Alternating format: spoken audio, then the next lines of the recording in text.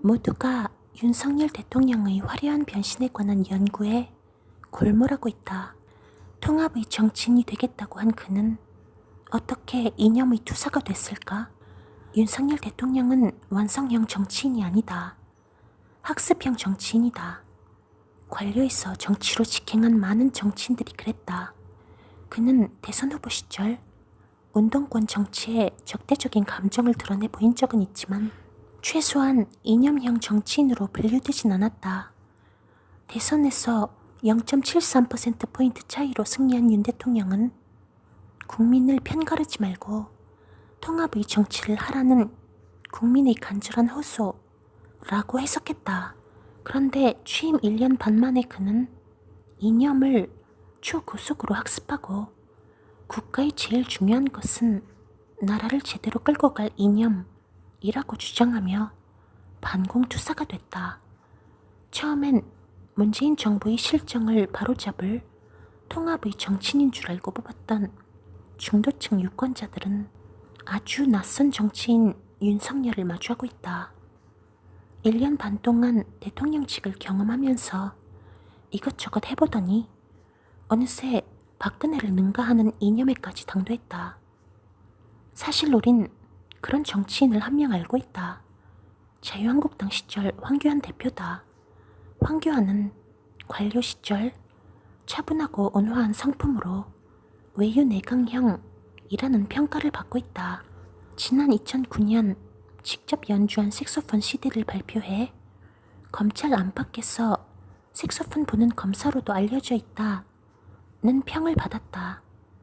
그는 보수 정당의 대표가 된 후 이념 전사로 거듭난다. 선거법 개정 과정에서 패스트 트랙은 좌파 독재 정권 수명 연장을 위한 입법 쿠데타라고 했고 공수처가 들어오면 자유민주주의는 무너진다고 했다. 자신의 페이스북에 왜 우리는 이렇게 필사적으로 싸워야만 합니까? 라고 자문한 뒤 문재인 폭정으로부터 이 위대한 자유 대한민국을 지키기 위함이라고 자답했다. 그리고 아스팔트로 나가 전광훈과 공산주의를 막기 위해 투쟁했다. 결말은 모두 다 알고 있다. 대표직을 걸고 총선에서 종로구에 나가 패배했고 당도 참패했으며 대선 후보도 못 됐고 정치적 부활도 요원하다. 윤석열 대통령은 자유한국당 시절 황교안 대표 수준의 이념으로 지금 대통령직을 수행하고 있는 것처럼 보인다. 이념 정치를 전면에 내세운 황교안 대표가 중도표를 흡수해야 할 보수정당의 대선 후보가 되기 어려웠던 것처럼 윤 대통령이 만약 후보 시절 공산 전체주의와 투쟁을 다짐하거나 국가의 제일 중요한 것은 나라를 제대로 끌고 갈 이념, 오른쪽 날개는 앞으로 가려고 그러고 왼쪽 날개는 뒤로 가려고 그런다면 그 새는 날 수 없고 떨어지게 돼 있다고 말했다면 어떻게 됐을까? 당장 참모들의 질책에 선거 전략을 교정당했을 것이다. 사실 국민의힘 내부에서 나오는 수도권 위기론의 핵심은 이 부분에 있다. 대선을 앞둔 윤석열 후보와 총선을 앞둔 윤석열 대통령의 태도가 180도 달라진 것이다.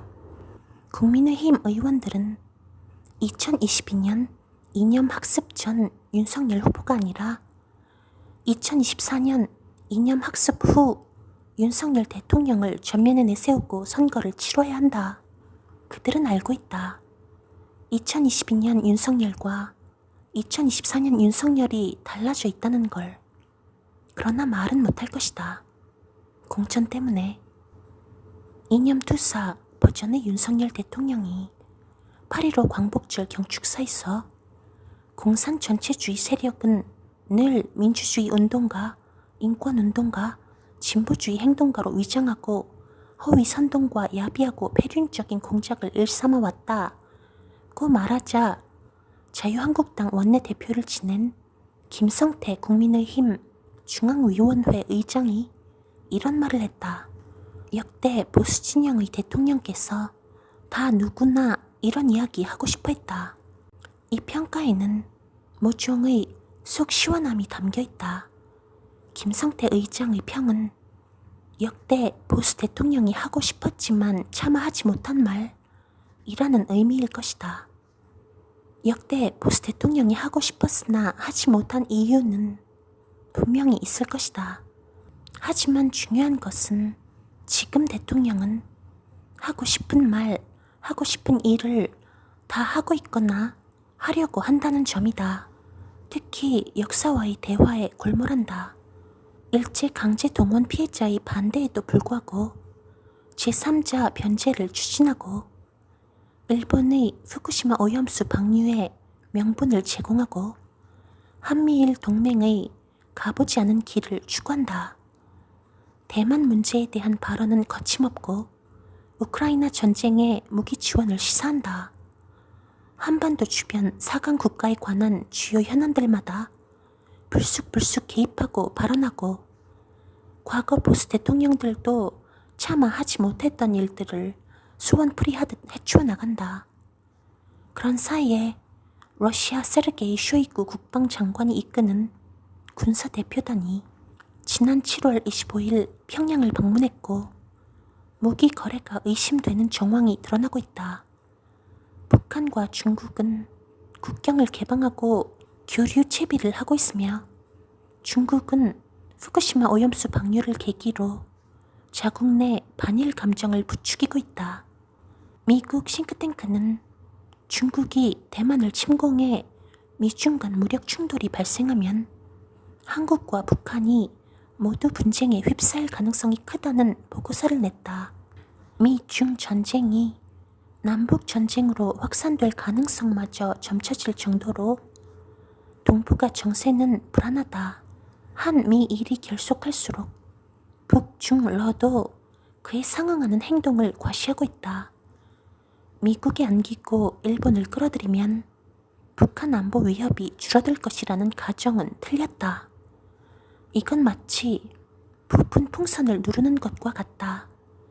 대통령이 호전적이 될수록 북한도 호전적으로 변한다. 중국을 껴안고 러시아를 끌어들인다. 대다수 사람들, 그게 육사 교정에 있는지 없는지도 모를 홍범도 장군 흉상을 콕 짚어내 정치권 한복판에 던져놓는다.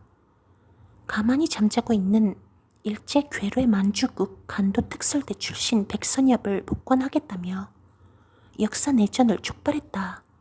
노태우 김영삼 보수 정권에서 한중 5호 차원으로 시작한 광주광역시의 정율성 사업에 갑자기 제동을 걸더니 시민들이 혁명으로 몰아낸 독재자 이승만의 기념관을 세우겠다는 계획을 내놓고 광복 회장과 충돌한다. 공산 전체주의라는 이름으로 나라 절반을 적으로 돌리더니 자신이 몸담은 진영까지 가르며 나라를 반의 반으로 쪼개고 있다.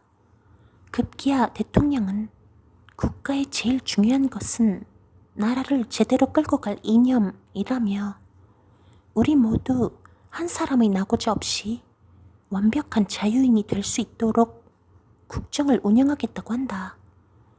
이게 역대 보수 대통령들이 하고 싶었던 일들이었단 말인가? 어쩌면 보수 진영 일부는 속이 시원할 것이다. 문제는 전 방위적으로 전선을 확장하고 있는 이념잔치 후에 날아올 계산서다. 고독한 결단을 연신 내리는 완벽한 자유인 대통령. 그는 반의 반쪽이 지지하는 이념의 이데아를 하늘에서 잡아 끌어 지상 위에 구축하려 하고 있다. 좋다. 역설적이면서 흥미롭게도 한국 보수 정권의 순수한 이념적 평가가 가능해졌다. 무대는 내년 총선이다. 기왕 이념 정치를 전면에 내건 김에 제대로 된 평가가 있으면 좋겠다. 이건 체념이 아니고 관찰이다. 전광훈 류의 반공 이념으로 총선에서 심판을 받아보면 좋겠다. 어쩌면 내년 총선은 대한민국에서 한 번쯤 보수 진영이 완벽하게 자신을 드러내고 치른 역대 최초의 선거가 될지 모르겠다. 그 결과는 보수의 위기가 될 수도 기회가 될 수도 있겠다. 윤 대통령과 국민의힘이 총선에서 승리한다면 그는 스스로의 신념을 더욱 강화할 것이다. 하지만 윤 대통령과 국민의힘이 총선에서 패배한다면 윤 대통령식 보수 미천의 앙상함이 입증될 것이다.